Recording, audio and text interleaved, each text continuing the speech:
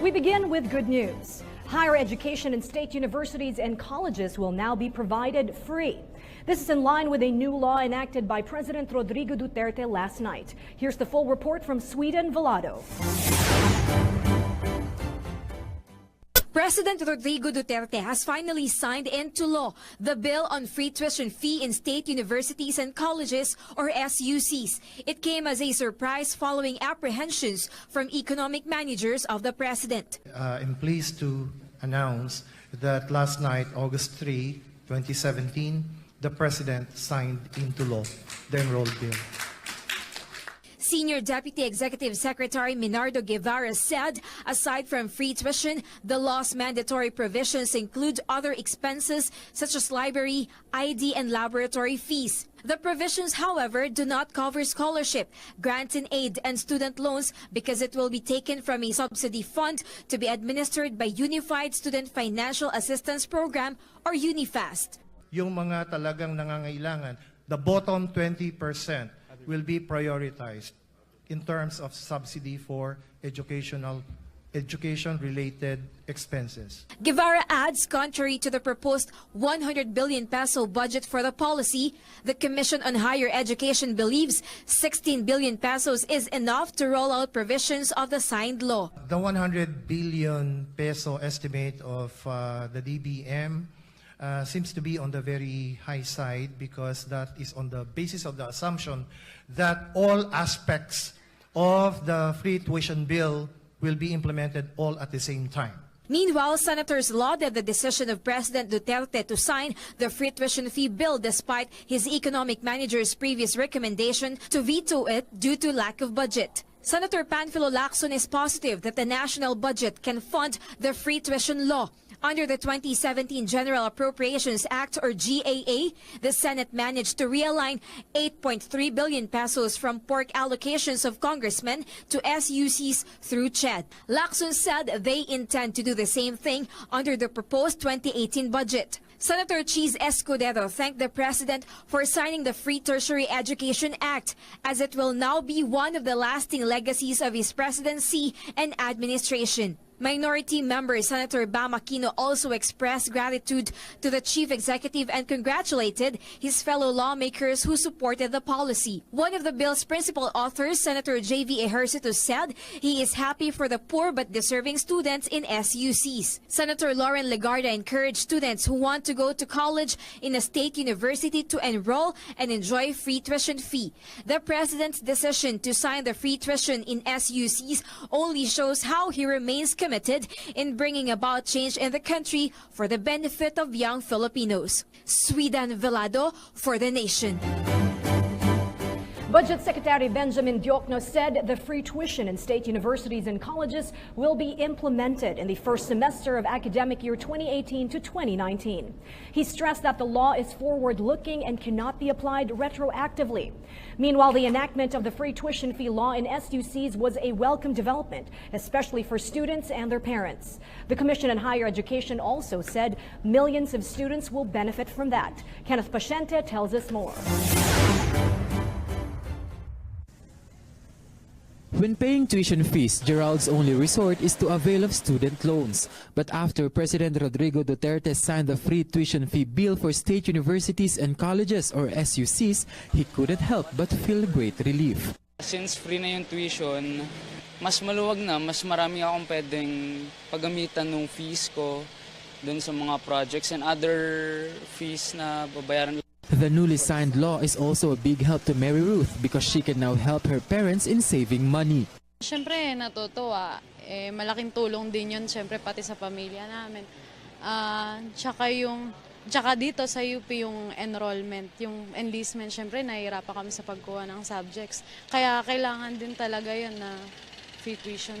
Some teachers in the University of the Philippines Diliman were delighted, especially those who repeatedly hear the supplications of students having a hard time in paying their tuition fees. I think yung pinirmahan ngayon ni President Duterte definitely will help, especially the poor students of UP. This is also good news for parents. Tama lang po yung kasi po yung iba hindi makabayad dahil kumisan walang pambayad. Nagpapasalamat ako sa ating presidente, tatano ng kanyang ginawa. Tulong sa mahirap. According to the Commission on Higher Education, or CHED, millions of students will benefit from this welcome assistance from the government. The Commission on Higher Education joins the Filipino nation in congratulating and thanking President Rodrigo Duterte for signing the free tuition bill and ensuring that the dream of every Filipino family to send their children to school will be realized. After the bill was signed by the President, CHED will focus on collaborating with the Department of Budget and Management and Congress to implement the law in the soonest possible time.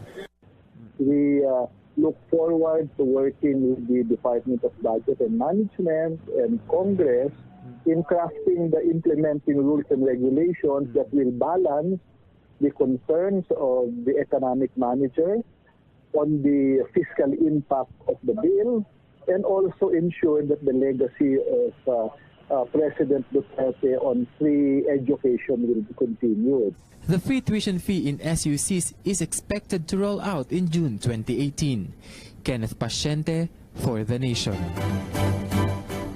For the second time in just over 2 weeks, President Rodrigo Duterte was in war-torn Marawi City anew. The president visited Camp Kilala to show his support to soldiers of the Joint Special Operation Task Force Trident. The president told the soldiers that he loves his troops and hopes that they will be able to clean up and rid Marawi City of the terrorists. He said he is hopeful that the government will not lose more troops due to the ongoing conflict. The chief executive reiterated his pledge to put up a trust fund for the children of soldiers and policemen. During his visit, the president inspected the improvised medical station for the soldiers on the ground. It was the second unannounced visit of the president to Marawi, the first being last July 20. 2 previous attempts did not push through due to inclement weather.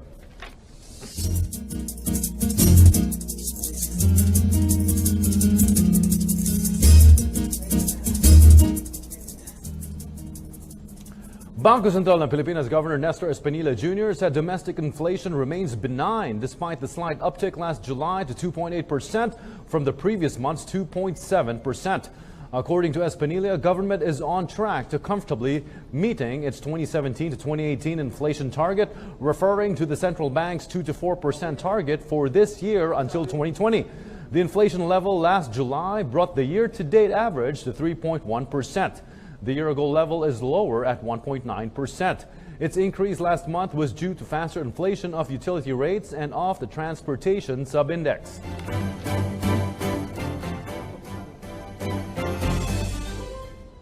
The Department of Trade and Industry stands ready to provide skills and livelihood trainings for internally displaced persons or IDPs affected by the armed conflict in Marawi City.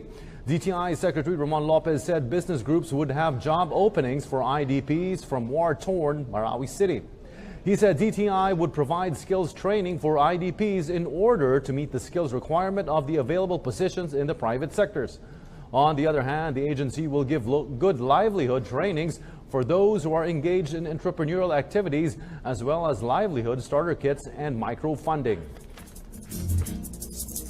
Philippine share prices closed in the green today. The Philippine Stock Exchange Index gained 56.16 points, or 0.71%, to 7,932.82. The broader all shares increased by 19.81 points, or 0.42%, to 4,734.38. More than 945.085 million shares valued at 6.360 billion changed hands. Losers led winners 101 to 93, and 50 issues were unchanged.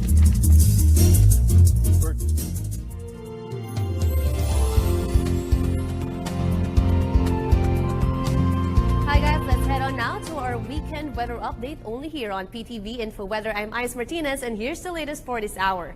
Clear skies and beach weather is expected to continue for the whole weekend in most parts of the archipelago. We are not monitoring any circulation or tropical cyclone inside the country's area of responsibility. Now the weekend, a southwest monsoon will affect mostly the western sections of the country. Now, checking out the Himawari rain satellite, light showers tonight will be concentrated over Palawan area, Bicol region, and sections of Caraga and Davao region as well. Now, based on Pag-asa's weather map for tomorrow, we are looking at cloudy skies with light to moderate rain showers due to the southwest monsoon, and possible occasional heavy rains with gusty winds due to the thunderstorms will be experienced over the regions of western Visayas. That includes Negros Island and the provinces of Zambales, Bataan, Cavite, and Mindoro area over in Luzon, as well as here in Palawan. Now, partly cloudy to cloudy skies with isolated showers or thunderstorms will prevail over Metro Manila and for the rest of the country. As for this weekend, for the ASEAN Week in Metro Manila, let's take a quick look of our Metro City's forecast.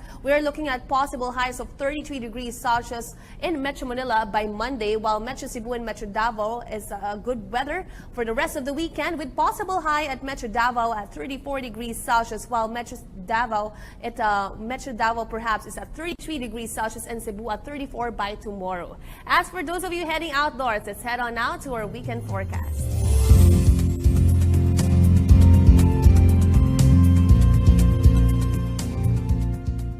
And that's the latest for now, only here on PTV Info Weather. This has been Ice Martinez. Enjoy the weekend.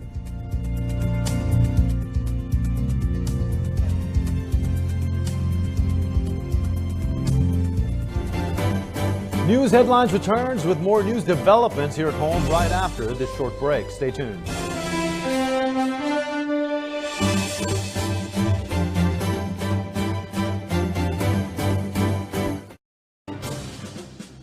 Patas, makatotohanan, mas pinaniniwalaan. Ang bago at pinalakas na PTV News. Araw-araw na komprehensibong balitaan mula umaga hanggang gabi. Masusing kinalap ng buong puwersa ng PTV News Team. Hatid namin sa inyo para sa bayan.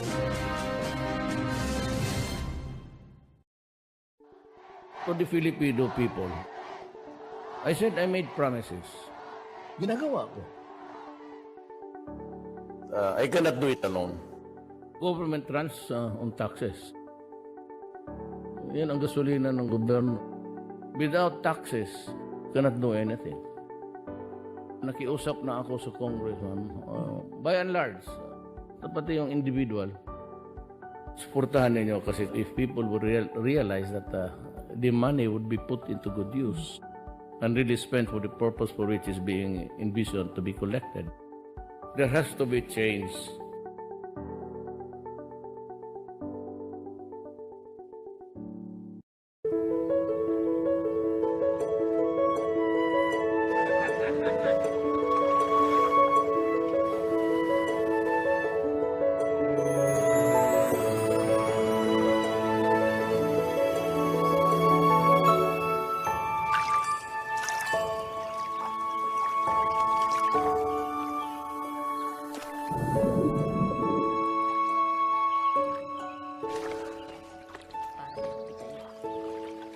The fish are eating. So should you, anak.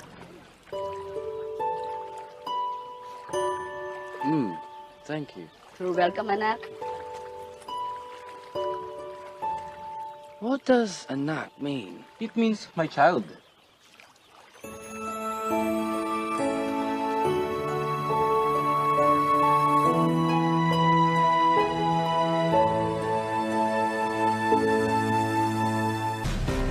Mga paghahandang ginawa ng ating mga atleta, mga kampiyon sa mga nakalipas na SEA Games, mga eksperto sa larangan ng esports, lahat ng mga kapanapanabik na aksyon. Road to Kuala Lumpur, a PTV special primer of the 2017 Southeast Asian Games. Dito lang sa PTV. Pakinggan at panoorin ang pinakabagong programang maghahatid ng balita at impormasyon patungkol sa agrikultura at pangingisda. Kasama sina Secretary Manny Piñol, Dayan Querer at Alan Alanig. Biyahing Bukid, dito sa PTV.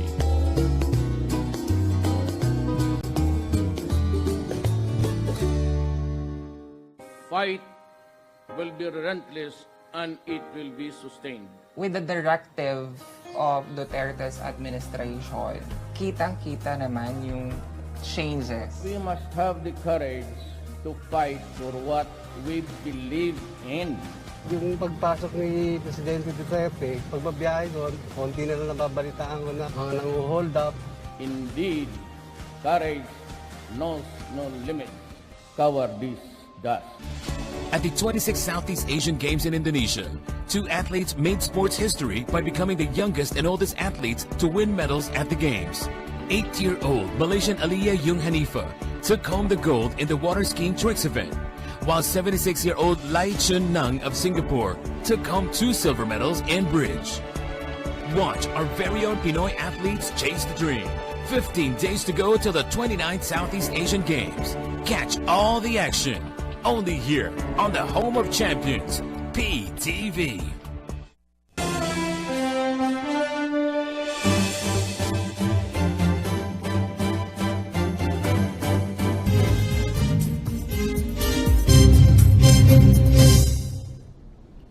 From the ruins and rubble of war will rise a renewed and renovated redoubt for Marawi that government and the resilient Maranaos themselves will build together and quicker than most expect, so it may stand as a shining testament to their commitment to peace and their renouncement of terrorist and extremist means.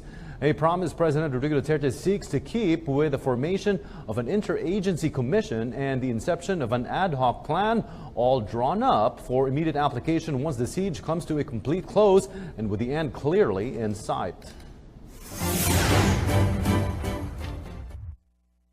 Task Force Bangon Marawi will begin its rehabilitation in areas affected by the conflict. TF Marawi spokesperson and Office of Civil Defense Assistant Secretary Christopher Purisima says the 11-hectare land where the temporary resettlement shelters will be built has been approved. The task force will construct 1,100 temporary shelters starting the first week of September. Cabinet Secretary Leoncio June Evasco added that they will try to provide for complete facilities like potable water and electricity to the Maranaos. We have no reason not to provide electricity to the people of Marawi because the source of electricity for Mindanao comes from Marawi, the Agus River. They will also build schools, a mosque, and health centers in selected barangays. Evasco added rehabilitation efforts should start by consulting local government units, but most especially the residents, who should be brought back to their homes. We cannot let these people stay long in the evacuation centers because the longer they will stay in this evacuation center, the hurt will be going deeper and deeper in them, especially for the children who cannot understand why these things are happening in their own place. TF Marawi is composed of 23 government agencies divided into 5 subcommittees as mandated by Administrative Order No. 3 signed by President Rodrigo Duterte for the reconstruction and rehabilitation of Marawi City and nearby towns affected by the conflict caused by the Mauti Group. A Bangon Marawi forum was held at the ASEAN Ministers meeting as this is considered a regional peace and violent extremism issue. Initial funds for the rehabilitation efforts amount to 20 billion pesos. Meanwhile, DSWD Secretary Judy Tagiwalo thanked the ASEAN and everyone who extended help. Kailangan pa rin ang pagtutulungan natin dahil mag-umpisa na naman ang bagong yugto ng ating pagtutulungan para bumangon ang Marawi. Department of Interior and Local Government Undersecretary Cesariano appealed to everyone who wished to send help to contact the Task Force Marawi National Emergency Operations Center at the numbers flashed on your screens. Marita Muaje for The Nation.